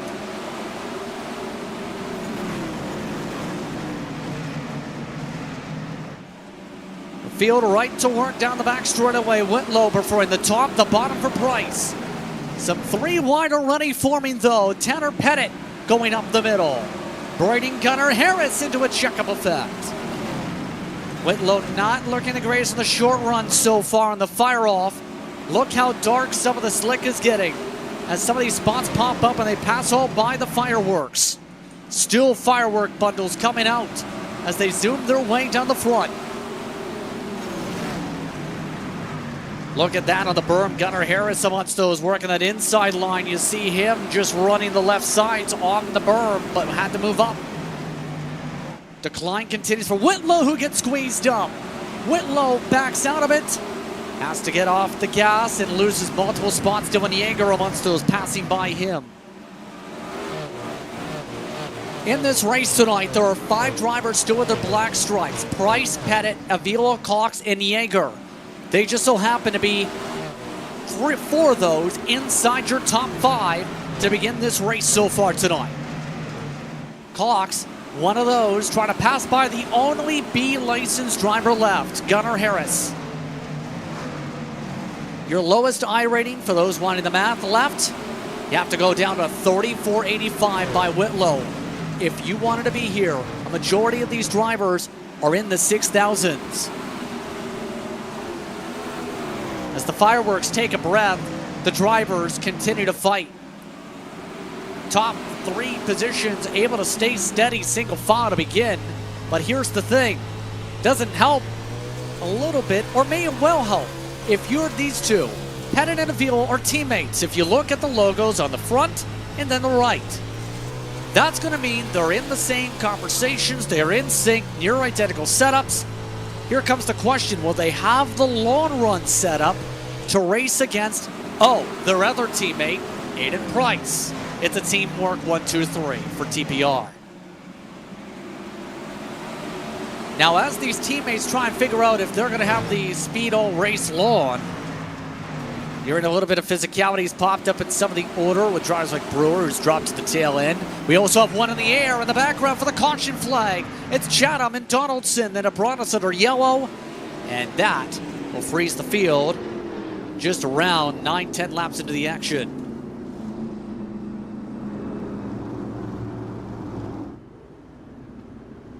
So once again, Caution laps do not count, so they'll roll the lap count, and here's the log. First seen Chatham, again, jumped the cushion, slammed into the barrier. That's enough to cause the issue. And our driver, Donaldson, also went around and tried to check up, I believe, for it. And that is why we're back under caution. That is a commonality, it feels like, here tonight here at Knoxville. But if we do have the teammates pop up here, it's going to be an interesting conversation here on what they did to find the speed, to have the long run, especially tonight with this track at the highest track state it could be here possibly, that you can adapt for here. Those TPR machines, all we'll try and see where they work out.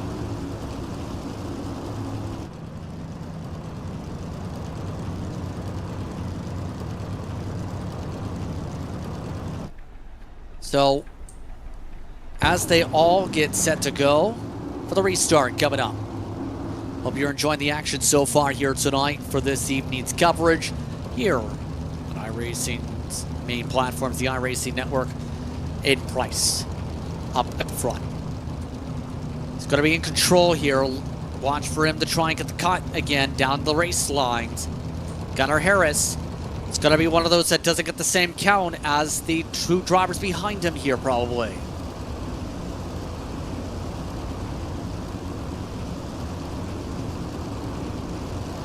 Here we go. Pace truck is already up by about 10 truck lengths. And they're already making the cut. There they go. The diamond as expected. Good timing for a majority of the field. We're back underway. Pettit went outside of Vila and Price went inside. They'll try and battle immediately for the race lead, and here we go again. It's Cox upside down. Caution is out. And that went quickly, and I think Cox is going to have to spend a while down pit road. PCR machine upside down. Too high. Again, same spot. Climbs the wall, and then taking flight, and bye-bye Wayne as it crunches into the ground. Colton Brewer and Gavin Chatham also join in for repairs here. Still have to get their machines fixed.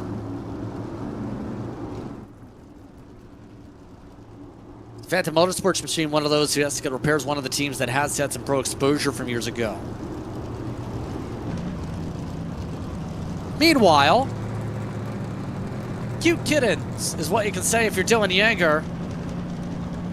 Knowing him from years ago, this is obviously planned because he is an interesting character. And all I can say is for his VLR machine, if he doesn't get to have his normal pro scheme, he is going to make sure you are laughing at his scheme during the pace laps. Whether it's the kittens, whether it's Hello Kitty, Dylan's doing it all.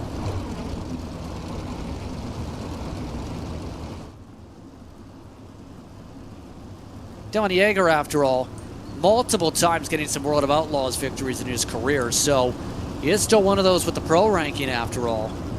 Was one of the top drivers in terms of the point standings back in 24-25, in fact, in the top three for Yeagerball.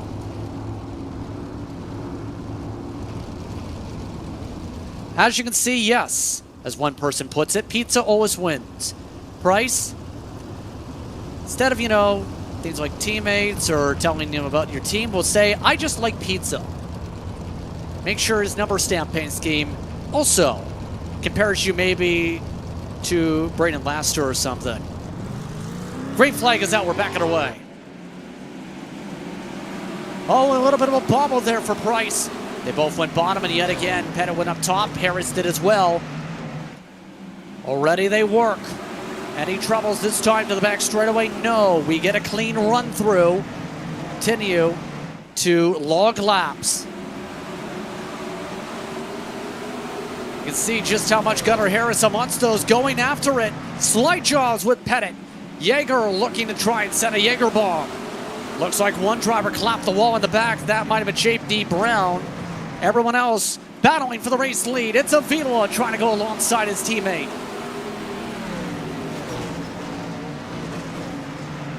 Avila trying to wrap the top here. Takes the lead down the back straightaway. One of your top drivers in the world when it comes to last year's World of Outlaws Pro Series is up in front. Gunnar Harris for third also takes it. So teammates are starting to brawl and get broken up. As they all test the lines. Look at how many moved down, but the caution is out because JD Myers is around from 17. JD Myers has had to put the car on the tow truck. 24 has now also lost a wing after, I think something interesting happened here. Look at the left side tire.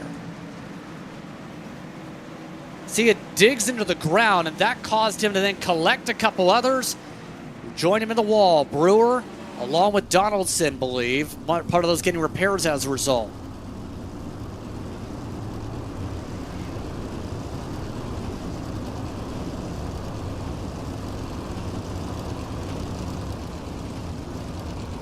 Obviously, it's very difficult, as some would say, with this outside wall. It's become a test theory. Remember, at least back in the day, one of the conversations when it came to the dirt racing, a track like this and some others with the cushion is, you get higher up in the groove, you find that extra bit of speed. In fact, a lot of speed. But here tonight, look at how that dirt is pushed up against the wall. It's really higher up against it.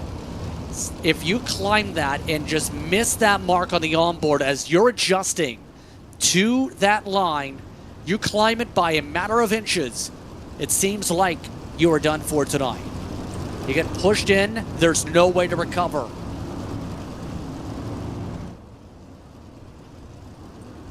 You see it to the guardrail, they're all set up for the restart.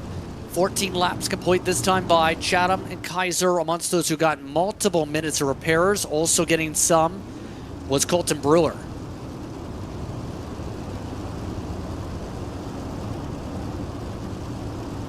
All set to go. If you're enjoying the action, hit that like button. Because Ryan Avila is pressing like right now. He's led a few laps now. Couple this time he'll get on the board. His team has led them all. We're back underway. Look at the three wide immediately. Pettit, Harris, and Yeager were trying it. Look at Harris, slight job inside. Gunnar Harris sends it deep. A little bit deeper on the exit. That causes the crossover attempt by Price. But it feels like Harris has something. Look at that, he pushed the envelope too. Gunnar Harris into the pack. Gets slammed into by the 27, and we're under caution.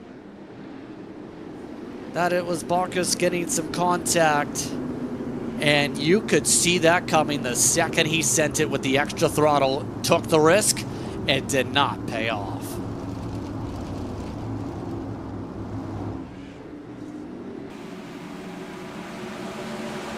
See this again.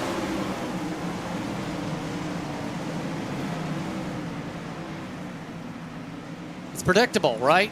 You run too high, you run those dirt walls, and then you climb up that white Armco. The problem is, if you run away from the wall, you're losing speed, especially, and here's the part that people forget, if you're set up to run the cushion, it's not as easy to translate that to running the berm in comparison. You need a car that can either adapt to both fairly similar, or you prioritize one or the other.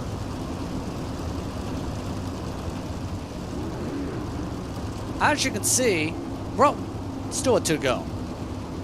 There's a lot of people at the least getting some time for repairs. Harris, Chatham, Kaiser amongst those still under pit road sequences here. Some of your big movers, LB up 9. We'll also throw in some drivers like JD Brown, who have picked up a few spots here, about 8 or so. There's been some good pickups on some of the climbs to the order from some of the stalwarts, if you will, on the platform.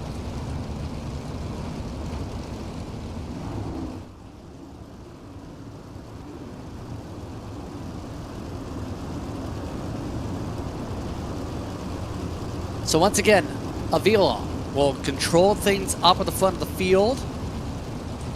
Ready to control this over Price and Pettit. There they go on the diamond. We're backing away. TPR dominant so far tonight. Dylan Yeager, the 4 machine. He's trying to find a way to get ahead. He's now up in the top 4 with some of the trouble already forming. He's looking to show that he's still got some tricks in him. Look at him pass on the inside. The old school line, if you will, I guess you could say, putting up some good speed, especially down the front.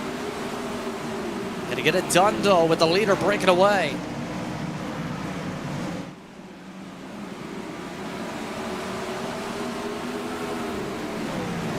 Right now, Pettit amongst those working the wheels down to the bottom of the circuit. Yeager still not able to get something sorted out. J.D. Brown is a part of that top 5, also in the mix. Spencer Putney is still in this conversation, the main group. You have to find a way to march ahead. The speeds already a 1.5 seconds, 2 seconds slower than the start of this event tonight. We're running near 18-second lap times.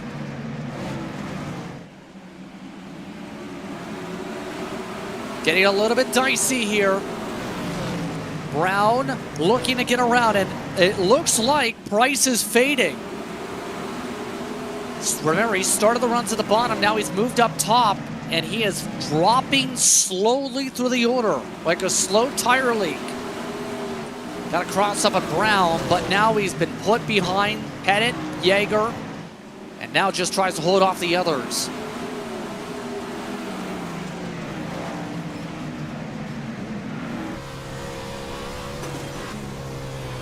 Looking on board, this is J.D. Brown.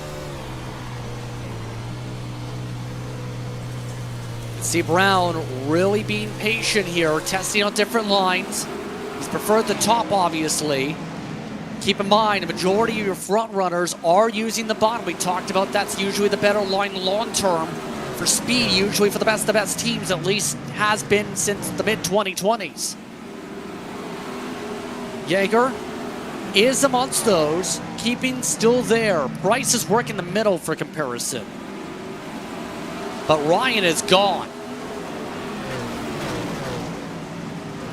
Ryan's off and away by more than a second in dominating fashion, while Brown tries to pass by on the outside. One of those in the 9,000 IR bracket, able to move up ahead.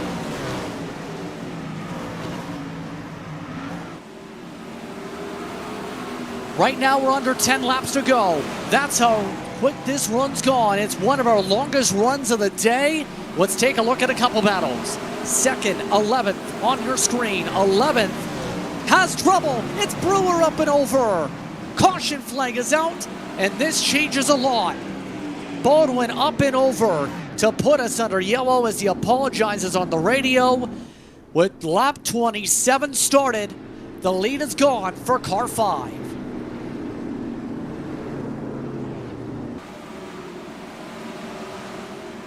Let's see, Brewer, he went too high as well, and bam, right into the Aussie.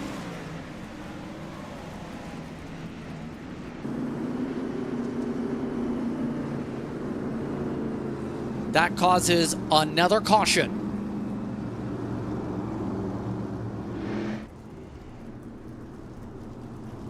And so, now it becomes the huge game plan on what do you do to try and take advantage of this. Is there going to be a chance for someone like Brown or Yeager to get a run?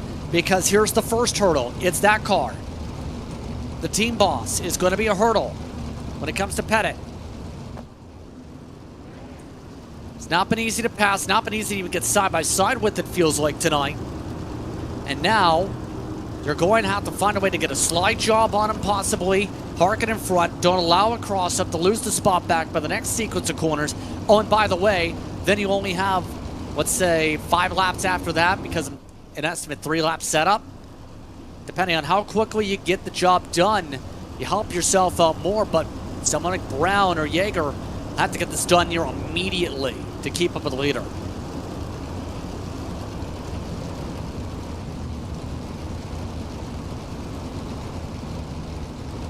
Buckle up. This is potentially going to be an interesting end to this one. This race going by swiftly. The pace truck already to the air end of the straightaway. Reset, it's Avila, it's Pettit, it's Brown, it's Yeager, it's Price and Putney, Stoll, Elby, Barry, Simons are in your top 10.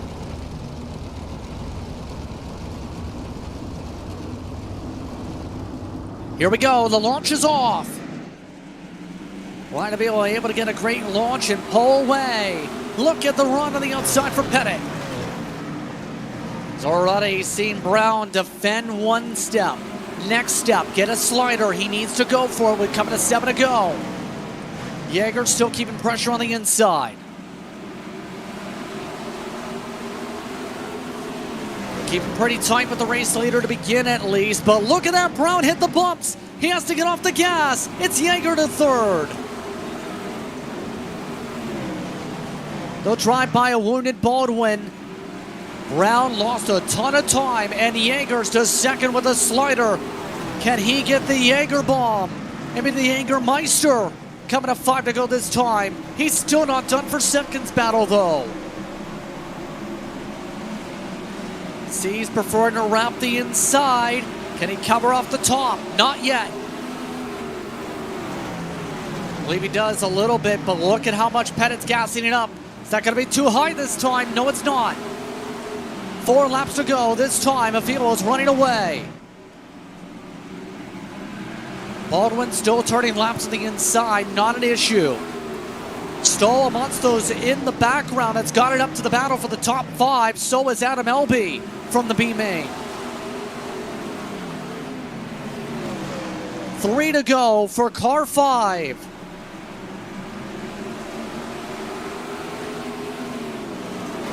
Right now, the time difference is still positive for the Ryan Avila machine. He's running 17.956 was the mark last time, 18 flat average. Only driver comparative is Yeager, but the problem is he's not chipping away at all. With 2 laps to go, all Ryan needs to do is need it to stay green, and he can run away with this one. Look at Pettit try something. Pettit trying to go for a miracle, but the caution is out. Caution is out, and how does this go now? It was J.D. Brown, believe. Yes, he went around with contact with Whitlow, so afterwards they'll both get repairs, and this is going to get interesting to end it.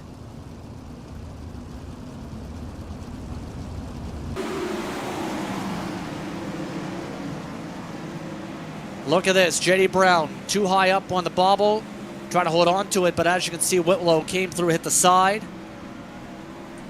And now, this is going to get interesting to end this. Oh, by the way, they're talking about Gunnar Harris on the radio right now. Where is Gunnar, you may be asking? Well, he is apparently, amongst those that is trying to survive the night. It is one of those still functioning on the racetrack. As this field gets itself prepared to get sorted yet again to end off this race, it's going to be an end to remember for that 21 up to 7.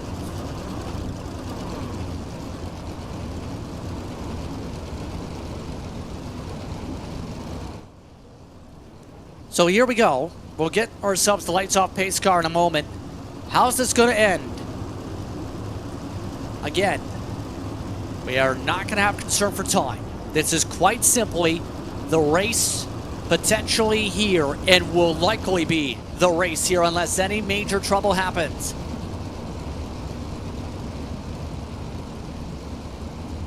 Avila's already backing up the field and then some. He needs a stellar launch over Pettit or Yeager or anybody when we get fired back up.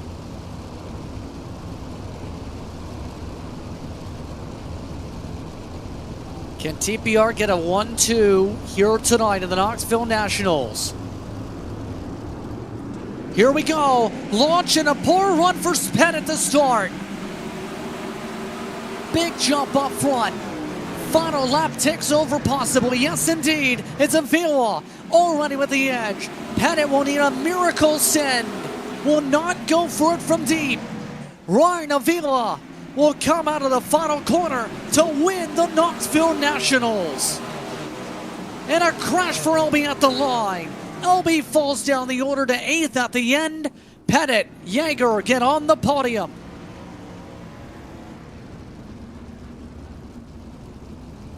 What an end to the night, and 19 laps led for the 5 machine here this evening is what allows him to celebrate. Look at Dylan's celebration. He comes to congratulate him, and everybody joins in on the hugs. Even Aiden Stoll's doing burnouts down pit road as that lights the fireworks. Let's take a look at the results. Ryan Avila, Tanner Pettit, along with Dylan Yeager in the top 3 here this evening in this one, joined by Aiden Stoll, Gunnar Harris in the top 5. Bryce, Simons, Albee, Townsend, and Smith all were in the top 10 tonight. You also throw J.D. Brown in the mix. He fell down to 11th. Colton Brewer in 12th. Whitlow was the last one on the lead lap. Everybody else, multiple laps down, including Chatham, Baldwin, Putney, ended up 5 down. Barry, Donaldson, Kaiser, Cox, all down the order, significant spots. Then Bacchus and Myers also down the order. Your race winner now joins us. Ryan Avila coming away with the job done. TPR 1-2 here tonight, Ryan. How are you feeling to get the job done tonight as you lead a lot of laps? You led 19 of them. Amazing. Last year Tanner had won it, and last year I didn't make the main, so pretty sick to go 1-2 and honestly just lead a couple laps there. And we look back 3 years ago, we couldn't even finish in the top 10. So this year at Knoxville we've been really good. Winning the Knoxville Nationals and the Pro Series race here. So amazing job. Can't thank Tanner enough. It's been a sick week. As you mentioned, you've picked up pro experience here. How was it, obviously, to build this type of setup here for this track? Because I believe you're one of the few that seem to prefer much of the run to the berm, which, at least back in the day when I was one of the comms for the World of Outlaws, was the faster way than the cushion long term. Yeah, and I think now it's it's a little bit different than a couple years back. Like even last year, everybody was running the bottom, and Tanner made it work on the top. So just the cushion, and it's so choppy, and it's massive. Honestly, in 3 and 4, you could not get up. You just ran above it. I think Gunnar and ultimately Bradley, real good contenders this week. They wrecked out just because of that reason. So just glad to have good guys racing around, and race Aiden real good at the end there, or at the beginning, and made my moves pretty quick. 6th to 3rd in the first lap. So just played my time right, and just kept my composure, and found that top line in 1 and 2 to be pretty good. That grip never went away, and it would just set me up perfectly for the exit. Great speed here tonight, Ryan. Congratulations. You get yourself a Super Session victory and put your name into the record books. Congrats. Yes, sir. Thank you. Just got to thank Tanner Pettit and just everyone over there, and 1425 Photography, Jimmy P. Mac Tools, Aces Up Sim Sports, CD Photography, Trackside Collective, Blake Cook Racing, Ethan Johnson, Samurai Market. Sick week, and real good year for us. Congratulations once again to Ryan Avila, who gets the job done tonight here in the Knoxville Nationals. Dylan Yeager also taking some opportunities to catch up. Dylan, it's been a few years, but tonight you bring that pink machine up into the podium positions. Talk us through the efforts, because you have to claw your way through it. Yeah, hey, Justin. Been a couple years, brother. I was a little bit off there. I didn't have the balls like Pettit and Avila to go up there and run the cushion, so I was kind of just stuck running that lane off in 1 and 2, and it was killing me. They were gapping me pretty bad in 1 and 2, but I was able to get down there on the bottom in 3 and 4 and keep up and hold my ground. Definitely didn't have the best car, but, I really can't be complaining about a 3rd place. I'm not really a sprint car guy, so 3rd place in a sprint against those 2 guys to finish behind them, I can't complain at all. Obviously, there were challenges with the cushion. How would you describe trying to adapt to the track, and obviously also not trying to push the limits and ride those dirt mounds up the track and over the wall? I was just trying to keep the car low and keep hunting for the grip. I knew that bottom at the start would be good. I was able to make a few moves there early and get up there into the top 5 pretty early, and then just kind of moved around and try to keep searching for something better. I thought that above, that upper middle in 1 and 2 would be better than it was, but it wasn't too good. It seemed like that top was a little better, but it was just a matter of running around and keeping trying stuff and see if there was something that I could find that was a little bit better than the guys around me, and just try and make up some positions. Once again, Dylan, congratulations on the podium here tonight in the 4 machine with all the Kittens and Hello Kitty logos combined. It's unbelievable. That's the wrap that's shown on the broadcast. I think it's pretty funny. I won the VLR Gobbler a couple years ago with a bunch of dudes' faces on my car, so I guess we had to stick with the program there. Real quick, I just want to give a shout out to my guys at Majulisi Speed Shop. Pretty fast piece here tonight. Got to thank everyone that was in Discord with me there helping me out. Got to thank iRacing for putting this on. And yeah, I guess I'll see you around. Are you doing the Pro Series broadcast this year, Justin? That is not a question I can even answer myself, but I can say at the very least, it should be entertained by the time we get to that point, whoever is on the call. Hell yeah. Hey, have a good one. Dylan Yeager coming away with a good run here on the top 3. As joined up in the booth now is the car owner of the race winner and the second place driver who won last. He mentioned speed from last year as well. Tanner Pettit, you come away with a win last year and a second place this year with a team driver getting the win. How are you feeling about that as a team owner? Absolutely amazing. Last year was the first year we were able to get it done, and that was kind of a surprise. And to go 1-2 this year makes it even better. Super proud of Ryan. He ran an awesome race there, and I didn't have much for him there at the end. What were the most important things setup-wise in terms of making sure you had the speed long run that got you guys at one point running 1, 2, 3? I really just think it came down to laps and practice. We made sure to run quite a few of the prelims, so we were good on laps and knew what to do with the track and everything like that. But setup-wise, we just used the setup on my website, and it absolutely ripped tonight. So I'm really happy with that, and really happy Ryan and I could show out. Congratulations once again, Tanner, on the top 3 here this evening. You're a part of those who get the job done for a podium in the Super Session.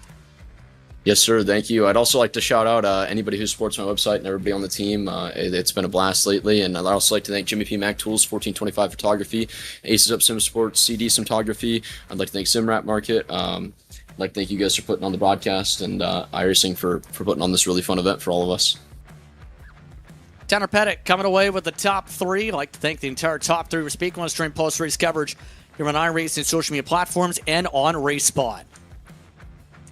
It was an interesting running of the Knoxville Nationals presented by Simple Tire, but we still have a lot of action coming up this month. The Portimao 1000 is coming up in the next week or so, in fact. You also have the Crandon Championship if you like those trucks that go jumpy. It's going to be an entertaining next few weeks if you like going left, right, on dirt, or pavement. All leading to the Southern 500 for the stock car side, part of the NIS Open Series for the coverage in September. Then we go back road course racing with some ones that are going to be very fun, like the Brick Car 24 Hours, getting its own iRacing official date.